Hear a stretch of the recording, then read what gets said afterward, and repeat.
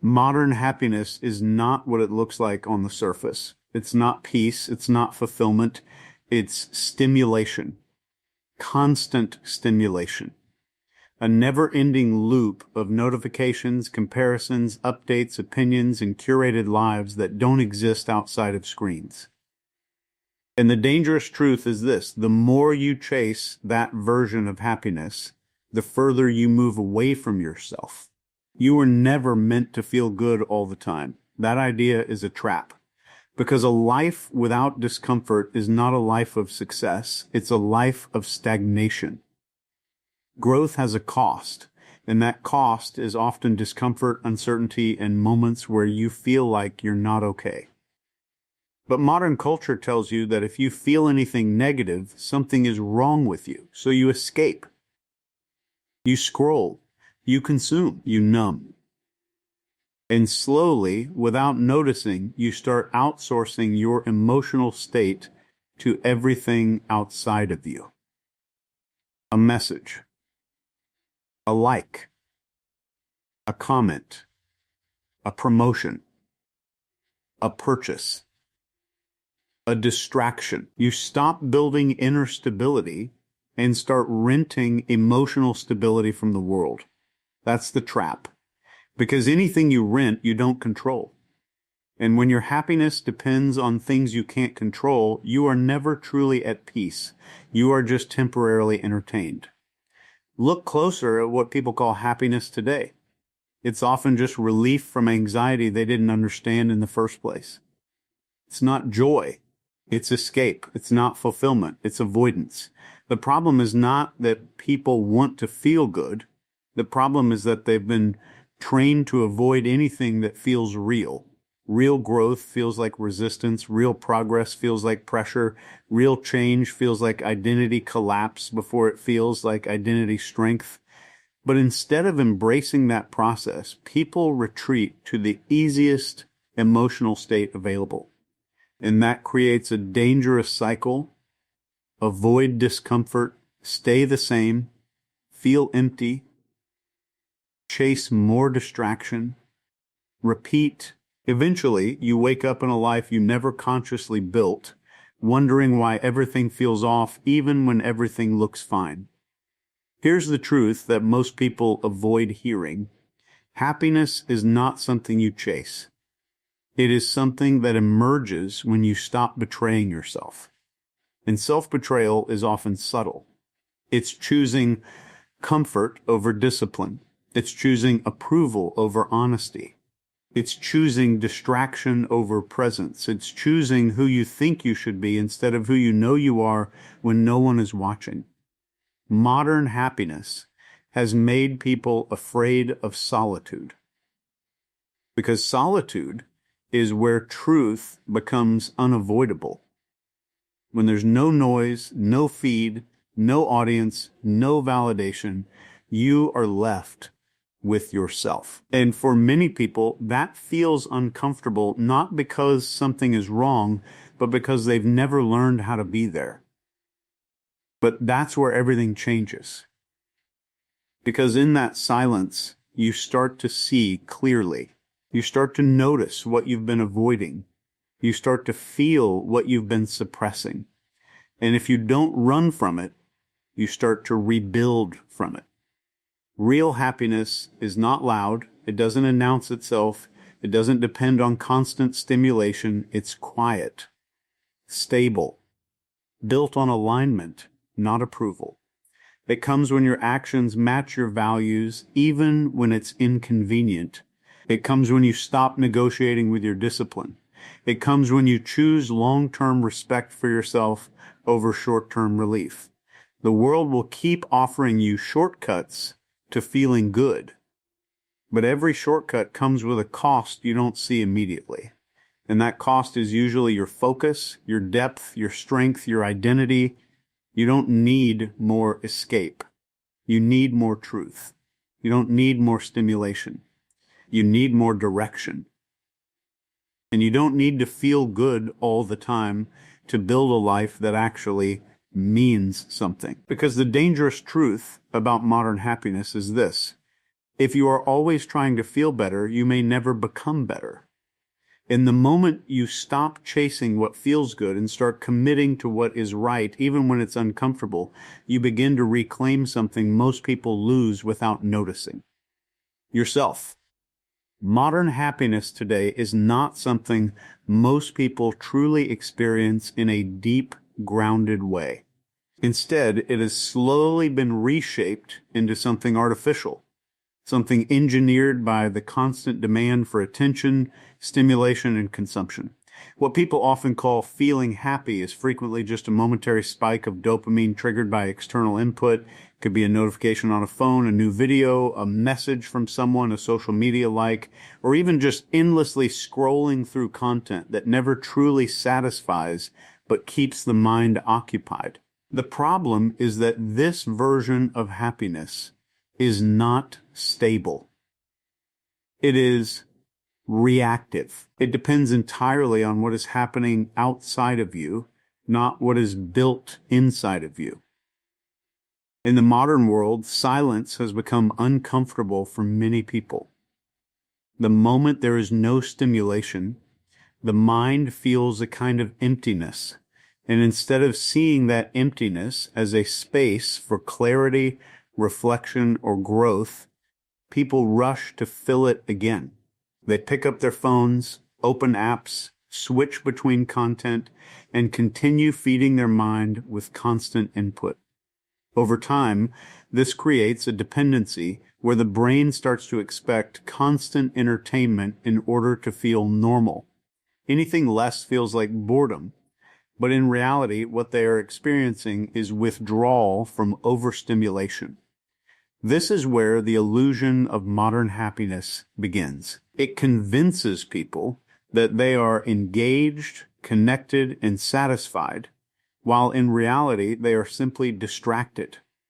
The mind becomes trained to seek quick emotional rewards rather than deeper, meaningful satisfaction.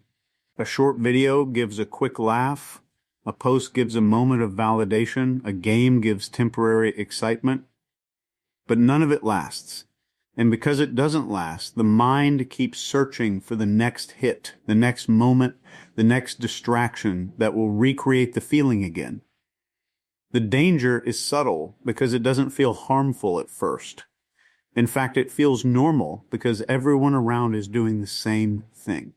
But over time, this constant stimulation reduces patience, weakens focus, and makes it harder to sit with thoughts that are not immediately pleasant. People begin to lose the ability to stay with themselves without external input. They become uncomfortable with their own thoughts, their own silence, and even their own emotions unless those emotions are being constantly reshaped by outside influence. This creates a deeper issue where happiness is no longer something internal, but something borrowed.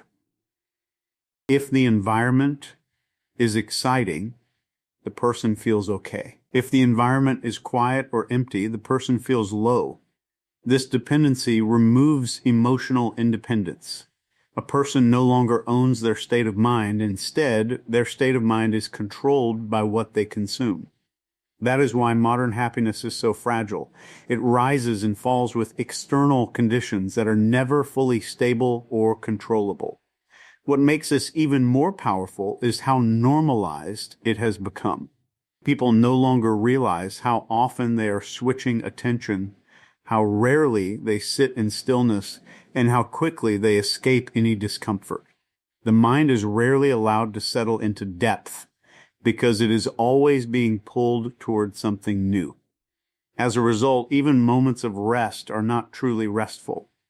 They are filled with noise, images, opinions, and constant input that prevents real mental recovery. Over time, this reshapes what people believe happiness is supposed to feel like. Instead of calmness, depth, and internal stability, they start to associate happiness with constant engagement and stimulation. If life feels quiet, they assume something is missing.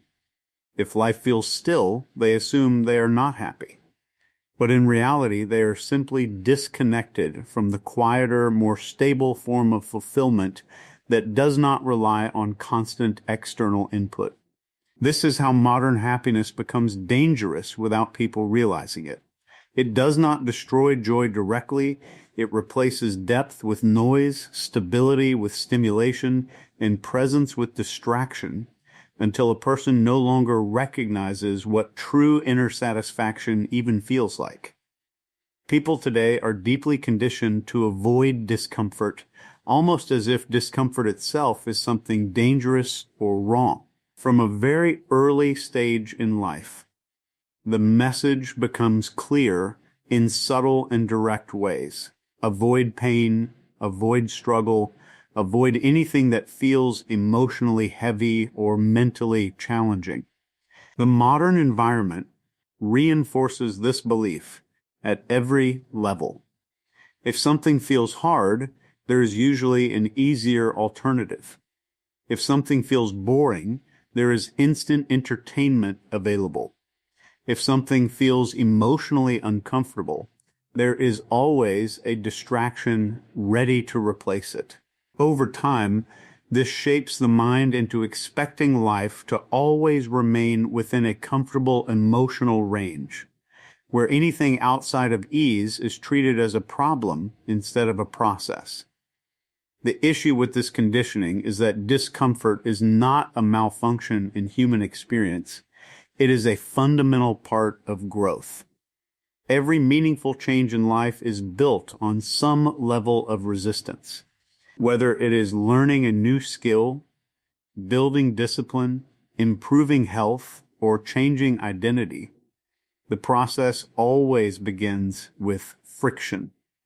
The mind resists what it is not familiar with. The body resists effort when it is not used to it.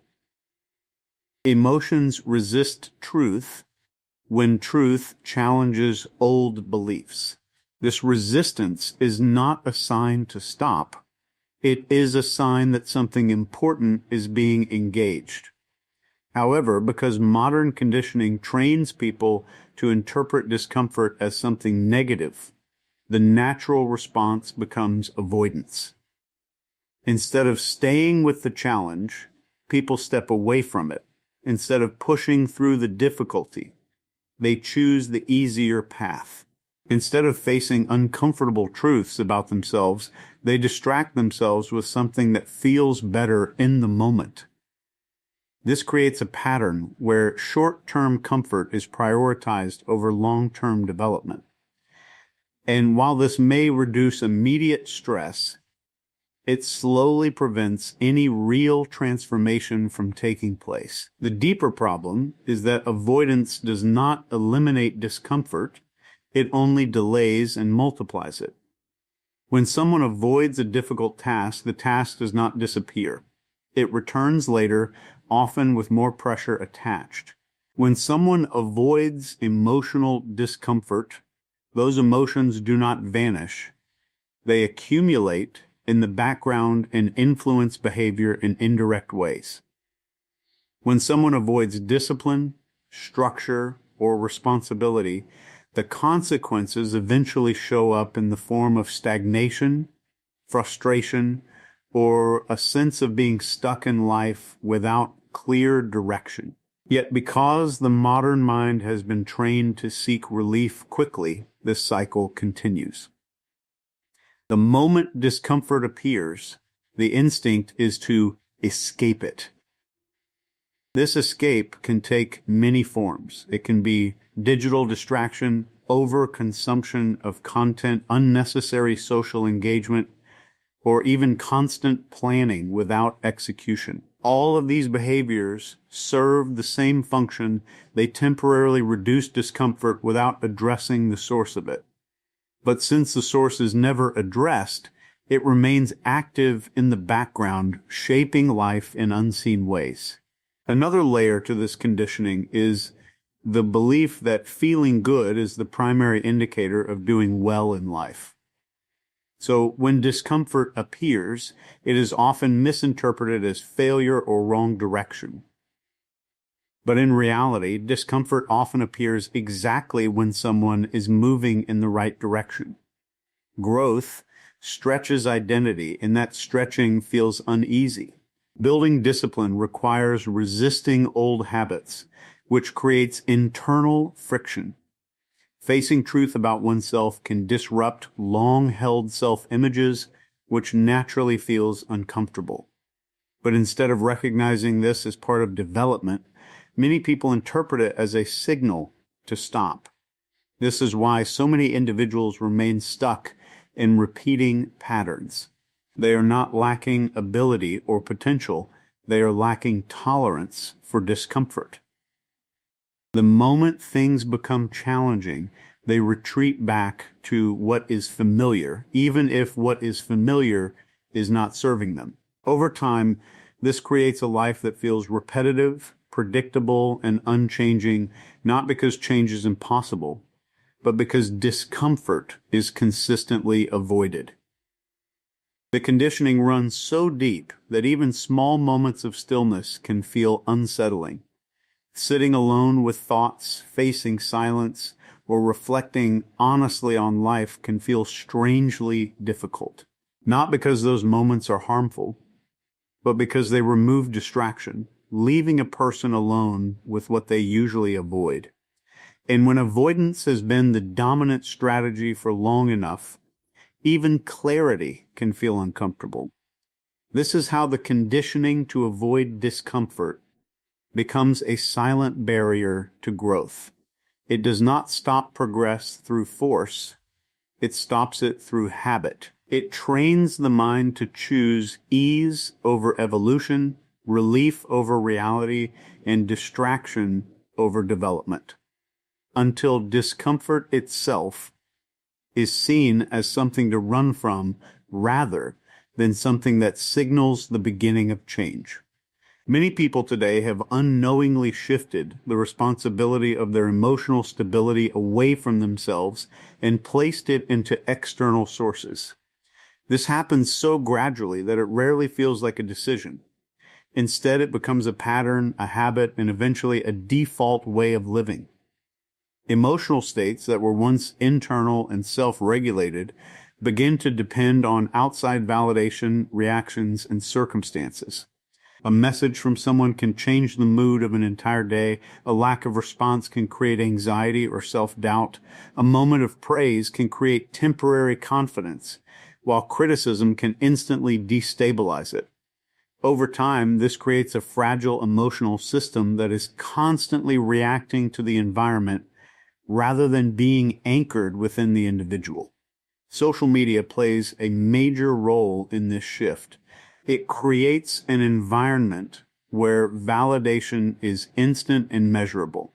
Likes, comments, views, and shares become indicators of worth, even if people consciously know they are not supposed to think that way. The brain still responds to these signals emotionally. When engagement is high, there is a sense of being valued or seen. When engagement is low, there can be feelings of rejection or invisibility. This turns emotional stability into something that rises and falls based on digital feedback loops that are outside of a person's control. But it is not limited to social media alone. The same dependency appears in relationships, work environments, achievements, and even possessions. Some people rely on romantic attention to feel secure about themselves. Others rely on professional success or academic performance to feel worthy. Others depend on material upgrades or lifestyle changes to create temporary emotional elevation. In every case, the emotional state is being outsourced to something external, which means it is never truly stable, because anything external is uncertain, changeable, and not fully controllable. The emotional experience tied to it becomes equally unstable.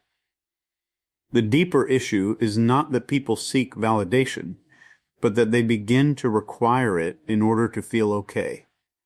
There is a subtle but important difference between enjoying appreciation and depending on it for emotional balance. When validation becomes a requirement, the internal sense of self weakens.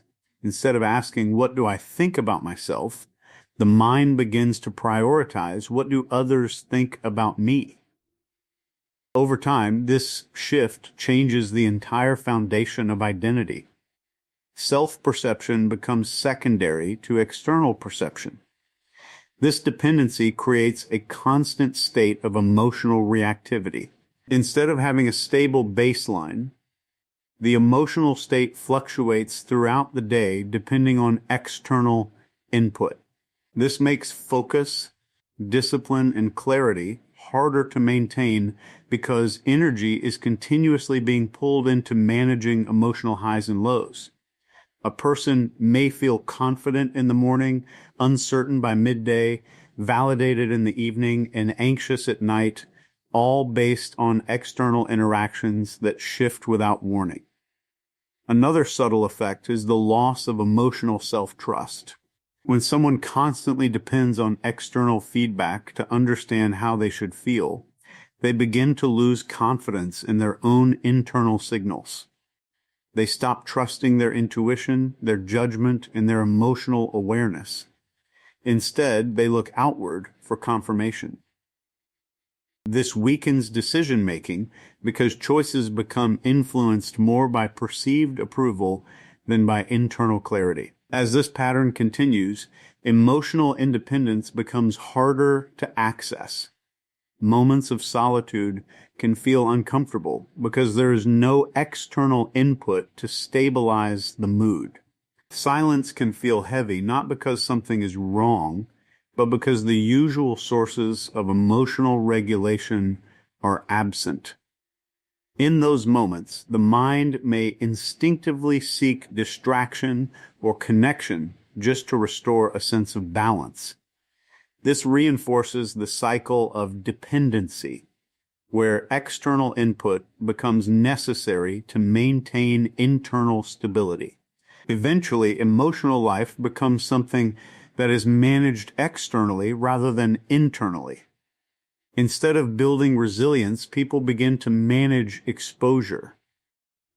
Instead of strengthening inner stability, they begin to curate their environment in ways that prevent emotional disturbance. While this may provide temporary comfort, it also limits growth because emotional strength is never developed in a controlled environment. It is developed through the ability to remain steady even when external conditions are unpredictable. This is how outsourcing emotional stability quietly reshapes a person's entire experience of life, turning inner peace into something borrowed rather than built, and making emotional balance dependent on a world that is always changing and never fully reliable. When discomfort is consistently avoided and emotional stability is constantly outsourced, a predictable cycle begins to form, even if most people are unaware of it. This cycle is not dramatic in the beginning. It develops quietly through repeated small choices that seem harmless on their own. Avoiding a difficult task for a more comfortable one, choosing distraction instead of focus, or seeking temporary relief instead of long-term effort all appear insignificant in isolation. But when these choices are repeated over time, they begin to shape a pattern of behavior that reinforces itself. The cycle starts with discomfort. It can be mental resistance, emotional tension, boredom, uncertainty, or the feeling of being challenged beyond what is familiar. Instead of engaging with it, the instinct is to move away from it. This movement can take many forms. It might be scrolling through content, engaging in social interaction, switching tasks, or simply delaying what needs attention. In that moment, there is a sense of relief. The discomfort fades temporarily, and the mind experiences a brief return to ease. This relief reinforces the behavior because the brain associates avoidance with immediate comfort. However, the original discomfort does not disappear. It remains unresolved in the background. The task that was avoided still exists. The emotional issue that was ignored still lingers. The responsibility that was postponed still needs to be addressed. So while the mind feels temporarily better, the actual situation has not changed. This creates a gap between perception and reality. Internally, it feels like something has been solved, but externally, nothing has moved forward. As time passes, the unresolved discomfort grows in weight. Deadlines approach, expectations increase, and awareness of avoidance slowly builds pressure. What was once a small, uncomfortable task becomes a larger source of stress. But instead of facing it directly, the conditioned response is often to seek even more distraction. This increases the level of avoidance, which increases the level of unresolved pressure. The cycle intensifies. At this stage, the pattern becomes self-reinforcing. Avoidance creates short-term relief, but also long-term pressure. That pressure creates more discomfort, which then triggers more avoidance. The mind becomes trapped between two states, temporary escape and accumulated stress. Neither state leads to resolution. One provides relief without progress, and the other creates pressure without action. Together, they form a loop that quietly drains mental energy over time. The deeper consequence of this cycle is stagnation. Because real progress requires consistent engagement with discomfort, avoiding discomfort means avoiding progress itself. Skills are not developed, not because they are impossible to learn, but because the learning process is interrupted each time resistance appears. Habits are not built because consistency breaks whenever effort becomes uncomfortable. Emotional growth does not occur because difficult feelings are repeatedly bypassed instead of understood. Yet from the inside, it does not always feel like stagnation. It often feels like being busy, being distracted, or being in motion. There is activity, but not direction. There is engagement, but not depth. This creates an illusion of progress where time is spent, energy is used, but transformation does not happen. Days feel full, but life feels unchanged when reflected upon over longer periods. Another layer of this cycle is the gradual weakening of tolerance. Each time discomfort is avoided, the threshold for handling discomfort becomes lower. What once felt manageable begins to feel overwhelming because the mind is no longer regularly exposed to it. This makes future challenges appear larger than they are, increasing the likelihood of further avoidance. Over time, even small tasks can feel mentally heavy, not because they are objectively difficult, but because the capacity to handle friction has not been trained. This cycle also impacts identity. A person begins to unconsciously define themselves based on avoidance patterns. I'm not good at this, or I struggle with consistency, or I can't handle pressure, become internal narratives that reinforce the cycle further. These narratives are not always consciously chosen. They are formed through repeated behavior that was driven by avoidance. The identity then begins to justify the behavior, and the behavior continues to reinforce the identity. Eventually, the cycle becomes automatic. Discomfort appears, avoidance follows, temporary relief is experienced, pressure builds, and the loop repeats. It becomes a rhythm that feels normal, even though it continuously prevents forward movement. The most important part is that nothing in this cycle is intentional at first. It is built through repeated reactions rather than conscious decisions, which is why it is so difficult to recognize without reflection.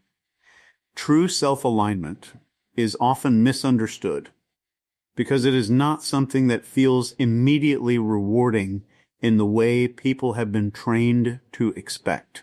Most individuals associate progress with external validation, visible success, or emotional highs. But self-alignment operates on a completely different level. It is not about how things look from the outside, and it is not about how good something feels in the moment.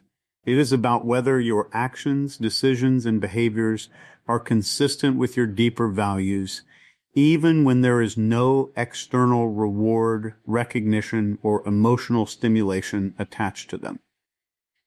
Living in alignment begins with honesty, and honesty is often uncomfortable. It requires a person to acknowledge where their current behavior does not match what they say they want or believe. Many people claim they value discipline but avoid difficult tasks. They say they value health but delay consistent effort. They say they value growth but avoid situations that challenge their identity. This gap between values and behavior is where internal conflict begins. Self-alignment is the process of closing that gap, not through wishful thinking, but through consistent action that matches intention. Discipline plays a central role in this process because it is the bridge between intention and reality. Without discipline, values remain abstract ideas. With discipline, values become lived experiences. Every time a person chooses what aligns with their long-term direction over what provides short-term comfort, they strengthen internal coherence. This creates a sense of stability that is not dependent on external conditions. Even when life feels uncertain or difficult, there is a quiet internal agreement that I am acting in accordance with what I believe is right for me. One of the most important aspects of self-alignment is the willingness to act without immediate approval. Modern environments often condition people to seek feedback before feeling confident in their decisions. But alignment requires a different approach. It requires trusting internal judgment even when external validation is absent or delayed. This means making decisions based on principles rather than popularity, comfort, or convenience. It means choosing actions that may not be immediately appreciated by others, but are consistent with personal truth. Over time, this creates a strong sense of self-respect. Not the kind of respect that comes from external praise, but the kind that is built internally through evidence. Every disciplined action becomes proof that a person can trust themselves. Every time they follow through on a commitment, even when they do not feel like it, they reinforce internal reliability. This reliability becomes the foundation of confidence. Not confidence based on mood or motivation, but confidence based on pattern and consistency. Self-alignment also requires letting go of the need to constantly feel good about every step of the process. There will be moments where aligned action feels difficult, uncomfortable, or even emotionally flat. But alignment is not measured by emotional comfort. It is measured by behavioral consistency. This distinction is crucial because many people abandon aligned paths simply because they do not feel rewarding enough in the short term. They mistake lack of excitement for lack of progress, when in reality, some of the most meaningful progress happens quietly, without emotional intensity. Another important aspect is that self-alignment reduces internal conflict. When actions and values are misaligned, there is a constant sense of friction in the background. Even if external life appears successful, there is often a feeling that something is off or incomplete. But when behavior consistently reflects values, that friction decreases. Decisions become simpler because they are filtered through a clear internal framework. Instead of constantly debating what to do based on mood or external pressure, choices are guided by a stable sense of direction. This alignment also changes how challenges are experienced. Difficult situations still exist, but they are interpreted differently. Instead of seeing difficulty as a signal to stop, it becomes part of the process of staying aligned. Pressure is no longer viewed as a sign of failure, but as a natural outcome of commitment to something meaningful. This shift allows a person to remain steady even when circumstances are demanding. Ultimately, self-alignment is not about achieving a perfect state where everything feels easy or ideal. It is about building a consistent relationship between belief and behavior, where actions repeatedly reflect what a person genuinely stands for, regardless of external conditions or internal fluctuations. Real fulfillment is often misunderstood because it has been confused with emotional excitement, constant positivity, or the absence of struggle. But in reality, fulfillment is not an emotional high. It is not something that constantly announces itself through intensity or pleasure. Instead, it is a deeper state of internal stability that develops when a person builds their life on consistency, discipline, and alignment rather than on temporary feelings or external validation. It is quiet, steady, and often only fully recognized when compared to a life that lacks it. Most people are trained to believe that feeling good is the primary indicator of doing well in life. If they feel excited, they assume they are on the right path. If they feel bored, stuck, or uncomfortable, they assume something is wrong. This creates a fragile relationship with progress because it places emotional states in control of direction. But emotions are naturally fluctuating. They are influenced by sleep, environment, stress, expectations, and countless other factors. When life decisions are based on emotional states alone, direction becomes inconsistent, and long-term development becomes unstable. True fulfillment does not rely on constant emotional comfort. In fact, many of the actions that lead to fulfillment feel uncomfortable in the moment. Discipline, repetition, patience, and delayed gratification often do not produce immediate emotional rewards. Waking up early, practicing consistently, working through resistance, and staying committed when motivation disappears are not experiences that always feel good. But they are the very foundation of meaningful progress. Over time, these actions build something internal that is far more stable than emotional excitement. Fulfillment begins to emerge when a person realizes they can trust themselves. This trust is not built through intention alone, but through repeated action. Every time someone follows through on a commitment, especially when it is difficult, they strengthen internal reliability. This creates a sense of identity that is not dependent on external validation or temporary moods. Instead of wondering whether they are doing okay based on how they feel in the moment, they begin to recognize that they are okay because they are consistently acting in alignment with what they value. Another important aspect of fulfillment is the acceptance of discomfort as part of the process rather than as a signal of failure.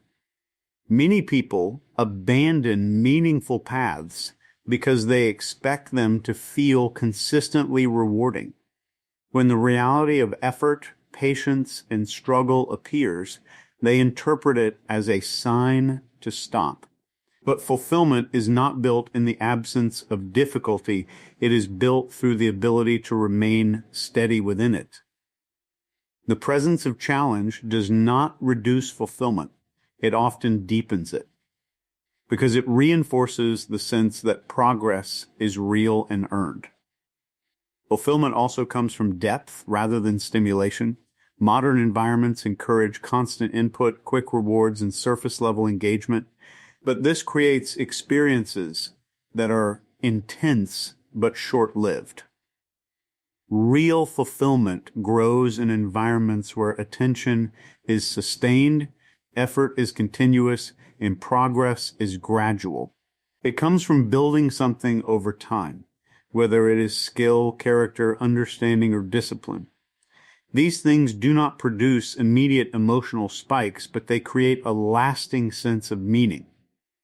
As this process continues, a shift occurs in how satisfaction is understood. Instead of chasing moments that feel good, a person begins to value states that feel right. Right in this sense means aligned, stable, and consistent with long-term direction. Even when life is not exciting, there is a sense of groundedness. Even when challenges arise, there is a sense of capability. Even when external validation is absent, there is still internal clarity. Fulfillment also reduces the need for constant comparison. When a person is not relying on external stimulation to define their worth, they become less dependent on measuring their life against others. Instead, progress is measured internally through consistency, growth, and alignment with personal values. This removes a large source of emotional instability that comes from constantly evaluating oneself against shifting external standards. Over time, fulfillment becomes less about achieving specific outcomes and more about the quality of the life being lived. It is found in the ability to stay committed, to act with integrity, and to remain consistent even when there is no immediate reward. It is not a destination that suddenly arrives, but a state that gradually forms through repeated choices that prioritize truth over comfort, direction over distraction, and depth over temporary stimulation. The truth is that modern happiness has not been taken from you by force. It has been slowly traded away through comfort, distraction, and the constant search for something easier to feel. And without realizing it, many people end up building lives that are full of stimulation but empty of meaning, full of reactions but empty of direction, full of temporary relief but empty of real stability. If you keep chasing what feels good in the moment, you will keep repeating the same cycle: short relief, followed by deeper emptiness, followed by another escape. But if you start choosing what is right over what is easy, even when it feels uncomfortable, something different begins to happen. You stop living as a reaction to the world and start living from a place of intention. There is nothing wrong with wanting to feel good, but when feeling good becomes the goal instead of building something real, life becomes fragile. Because feelings change, circumstances change, and external validation never stays in your control.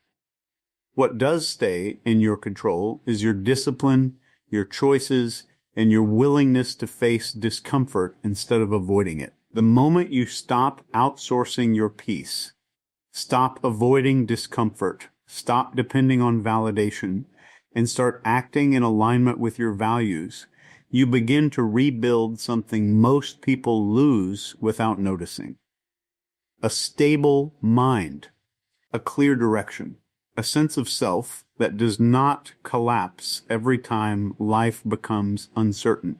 Real change does not come from motivation. It comes from decision. A decision to stop escaping, a decision to stop postponing, a decision to stop living on emotional autopilot. And every time you choose discipline over distraction, truth over comfort, and consistency over impulse, you take back a piece of your life that was slowly being given away. In the end, the real difference is simple. One path keeps you comfortable but stuck. The other makes you uncomfortable but free.